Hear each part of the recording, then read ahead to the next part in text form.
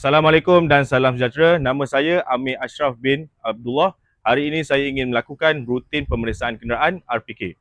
Lesen L saya tamat tempoh 19 Mac 2026.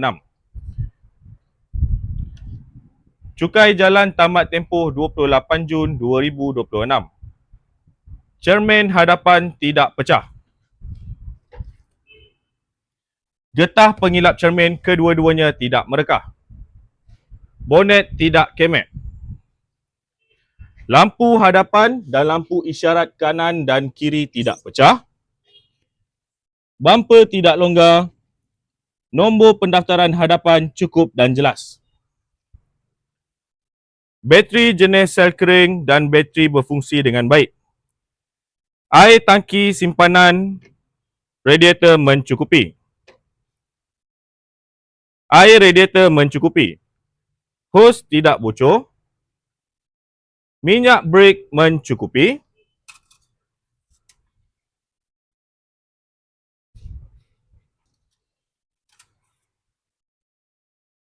Minyak enjin mencukupi. Tali sawat tidak kendur.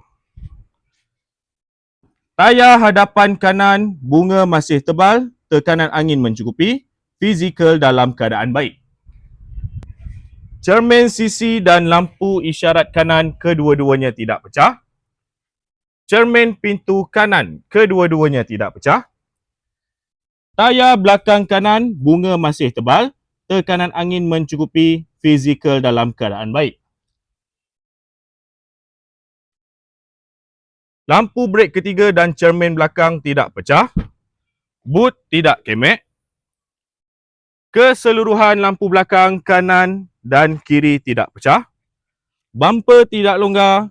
Nombor pendaftaran belakang cukup dan jelas. Perkakas mencukupi. Alat keselamatan ada. Tayar simpanan bunga masih tebal, tekanan angin mencukupi, fizikal dalam keadaan baik.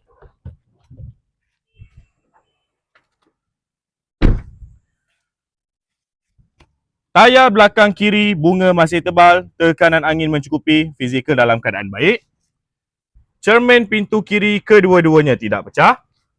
Cermin sisi dan lampu isyarat kiri kedua-duanya tidak pecah. Tayar hadapan kiri bunga masih tebal, tekanan angin mencukupi, fizikal dalam keadaan baik. Sekian, terima kasih.